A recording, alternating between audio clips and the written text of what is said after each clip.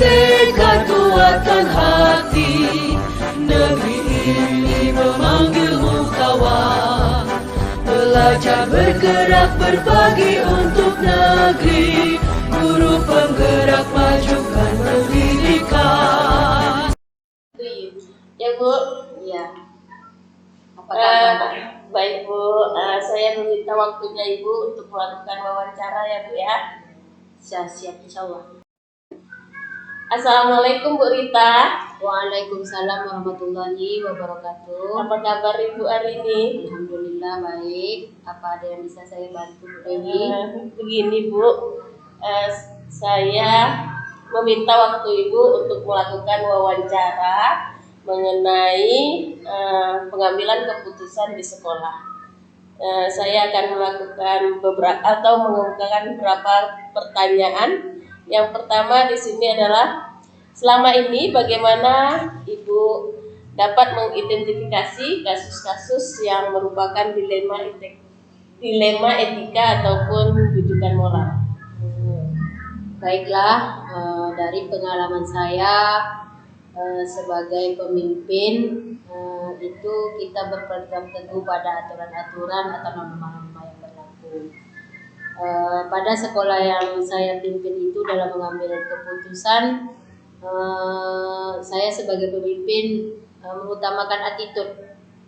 Jadi memecahkan masalah atau kasus itu tidak mengutamakan emosi, namun dengan bahasa yang santun, menyampaikan informasi atau fakta apa yang terjadi dengan baik kepada permasalahan tersebut. Misalnya kepada guru, ya sampaikan dengan sesuai fakta yang ada yang terjadi. Mungkin itu.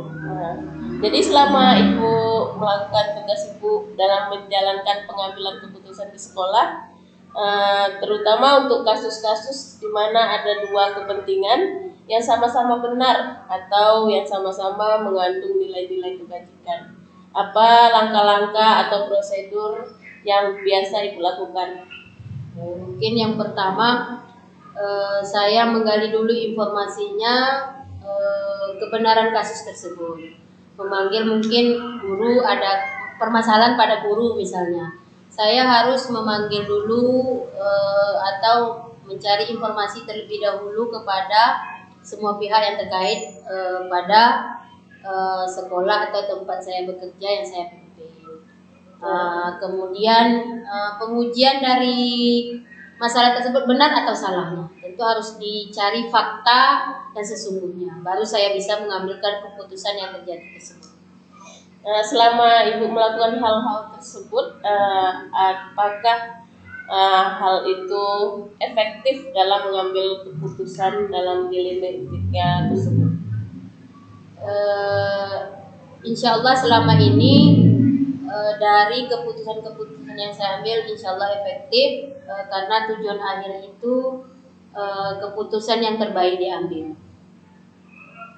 Kemudian hal-hal apa saja yang merupakan tantangan dalam mengambil keputusan pada kasus-kasus dilema etika tersebut? Yang awalnya mungkin dari kasus tersebut tidak ada yang mau disalahkan, tidak ada yang mengakui itu salah, dan mereka menganggap semua itu benar. Tapi kita cari solusi, kita pecahkan bersama, mungkin dengan melibatkan guru senior di sekolah yang saya pimpin atau di tempat saya bekerja. Nanti berjumpalah jalan keluar dari permasalahan-permasalahan tersebut. Kemudian Ibu, biasanya ketika Ibu melakukan pengambilan keputusan, apakah memiliki sebuah tata kala atau jadwal tertentu dalam penyelesaian kasus dilema etika, atau apakah Ibu langsung menyelesaikannya di tempat atau memiliki sebuah jadwal untuk menyelesaikannya? Bagaimana bentuk atau prosedur seperti apa yang Ibu jalankan? Ya. Biasanya kalau ada permasalahan seperti itu, menentukan jadwal khusus, memanggil yang bersangkutan atau memanggil yang mempunyai masalah. Kan tidak semua guru yang terjadi bermasalah itu. Jadi memanggil mungkin pihak yang memiliki permasalahannya selesaikan dengan kepala dingin, dengan mungkin sebetulnya di dalam kepemimpinan itu kita harus jadi di tengah, tidak ada yang banyak ke kanan, tidak ada banyak ke kiri. Jadi kalau memang itu permasalahannya harus diselesaikan, harus diputuskan saat itu ya diputuskan. Tetapi kalau tidak putus saat itu, mungkin ada kendala, kita berkolaborasi kembali kepada mungkin guru yang lebih senior. Itu mungkin. Baik Bu, berarti adakah seseorang atau faktor-faktor apa yang selama ini mempermudah Ibu dalam membantu dalam membuat keputusan dari kasus-kasus dilema etika di sekolah itu? Ya ada, yaitu bersama guru-guru senior di sekolah, mungkin teman-teman yang lebih berpengalaman yang diajak untuk saling tukar pikiran, memecahkan bersama permasalahan atau kasus-kasus tersebut. Berarti Ibu bermusyawarah dan berkolaborasi. Iya, bermusyawarah, berkolaborasi bersama teman-teman yang lebih senior apabila permasalahan itu rasanya tidak bisa terselesaikan sendiri oleh saya. Baik Bu, ini yang terakhir pertanyaan saya nih Bu ya. Dari semua hal yang telah Ibu sampaikan tadi, pembelajaran apa yang dapat Ibu petik dari pengalaman Ibu dalam mengambil keputusan di dilema etika itu? Pengalamannya, apa yang kita tanam, itu yang kita tuai. Insya Allah selama kita bekerja dengan baik, insya Allah balasannya akan baik oleh Sang Pencipta. Begitu juga kita dalam memimpin sebuah organisasi atau sebuah sekolah, apabila kita mungkin memutuskannya dengan kepala panas atau tidak dengan kepala dingin, bahasanya itu tidak akan terjadi hasil yang baik. Tapi kalau kita berbuat baik, insya Allah hasilnya akan baik. Terima kasih Bu, terima kasih juga atas sharing pengalamannya dalam mengambil keputusan ini. Semoga saya dapat belajar dari pengalaman-pengalaman Ibu, dan terima kasih atas waktunya Ibu. Sama-sama. Assalamualaikum warahmatullahi wabarakatuh. Waalaikumsalam warahmatullahi wabarakatuh.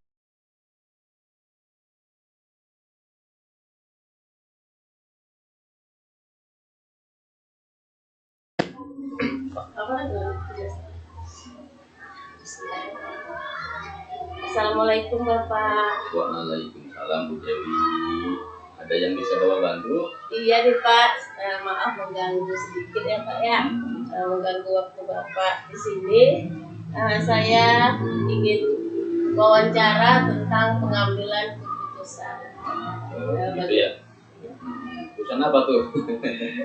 Ini Pak ada pertanyaannya, nanti Bapak tinggal jawab. Siap. Terima kasih Pak. Baik, kita mulai ya Pak ya. Boleh, mudah-mudahan Bapak bisa memberikan jawaban argumen ya. Baik, kita mulai ya Pak ya. Ya, sudah. Selama Bapak menjadi kepala sekolah nih Pak, bagaimana cara Bapak mengidentifikasi kasus-kasus yang merupakan dilema etika atau rujukan moral Pak? Oke, ya. Jadi walaupun Bapak khususnya di SD 3 ini belum lama ya, tapi Bapak sudah bisa menangkap dan kawan-kawan juga, saya rasa bisa menangkap apa dilema atau kasus-kasus yang ditemukan ya, yang berkaitan dengan etika yang ada pada anak-anak kita. Kita bisa tahu itu adalah dilema etika kalau tentu kita punya target, ya kan? Punya target bahwa etika anak-anak kita tuh idealnya atau targetnya harus bagaimana. Ternyata dalam keseharian yang kita alami tidak seperti itu, maka hal-hal yang tidak sesuai dengan target yang kita targetkan, yang kita buat itu berarti menjadi nilai identifikasi. Oke Pak, selanjutnya ini Pak, bagaimana cara Bapak menjalankan pengambilan keputusan itu di sekolah? Terutama kan banyak kasus-kasus yang ada dua kepentingan yang sama-sama benar nih Pak. Kemudian mengandung nilai-nilai kebajikan. Bagaimana cara Bapak mengambil keputusan seperti itu? Jadi kalau pengalaman Bapak dan yang selama ini ya Bapak coba terapkan dalam hal mengambil keputusan, kita ajak untuk makanya Bapak selalu megang teguh bahwasanya memutuskan segala sesuatu lewat musyawarah ya. Nah, kita musyawarah artinya ayo musyawarah itu akan mengambil ya yang terbaik dari yang baik-baik yang ada ya. Nanti kita berkolaborasi Ya, ya, Pak, ya? berkolaborasi. Ayo kita sampaikan dari ini namanya bagus, kalau kita adu bersama-sama, ayo ya kita cermati mana yang terbaik dari yang baik ini. Kemudian biasanya nih Pak, langkah-langkah atau prosedurnya tadi kan sudah yang seperti Bapak lakukan selama ini, apakah sudah berjalan dengan baik Pak? Ya alhamdulillah nih, walaupun dalam proses ya, karena kan mulai juga kita kan, mulai juga itu kan. Nah, jadi ini untuk memperbaiki ya yang jadi permasalahan etika tadi itu, kita kan sudah garis tadi ini ya.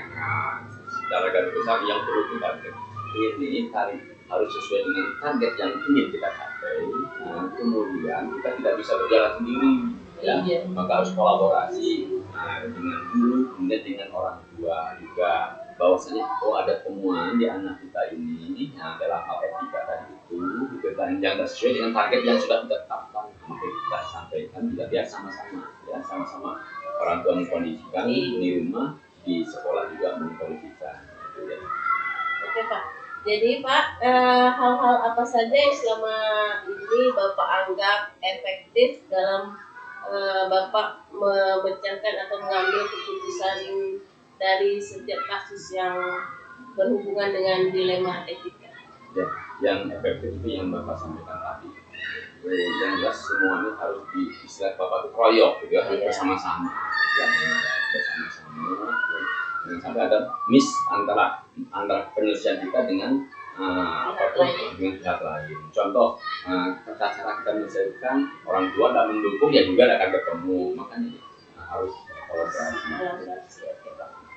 Jadi selama ini Pak, hal-hal apa saja yang menjadi tantangan bagi Bapak dalam memutuskan pengambilan kasus itu pada kasus-kasus dilema etika itu? Ini tadi itu ya. Jadi yang paling menantang sekali itu ya, dan akan jadi problem itu dalam dikala kita menemukan kasus dalam hal anak, gitu ya. Kemudian kita sampaikan orang tua bersama-sama. Ini kadang-kadang nih orang tua itu tidak mau menerima, ya. Ini memberikan perjuangan tersendiri itu memahamkan itu, gitu kan. Nah, terkadang kan ada yang egonya nggak mau anaknya itu tahu kan memberikan kesadaran. Itu ya tantangannya ya Pak ya. Iya. Jadi ketika Bapak memiliki sebuah kendala seperti itu Pak, apakah ada tata kala atau jadwal ketika Bapak ingin menyelesaikan sebuah penyelesaian kasus dari dilema etika itu? Apakah Bapak langsung menyelesaikannya di tempat atau mungkin punya jadwal untuk menyelesaikannya? Oke.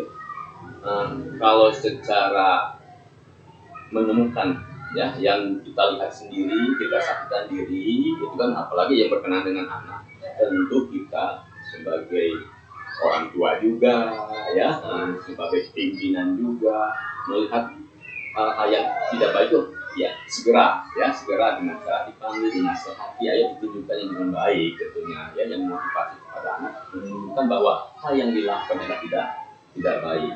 Kemudian lebih dari itu Bapak juga membuat program, tentunya enggak Bapak bikin target tata krama ya, target etika yang harus dicapai oleh usianya anak mulai di kelas 1, kelas 2 sampai kelas 6, dan bisa terus kita komunikasikan kepada orang tua dengan sosialisasi, kita undang orang tua dengan bertahap itu dari kelas itu, sehingga sama-sama bisa sama satu kondisi. Iya, jadi Bapak punya tergantung masalahnya ya Pak ya.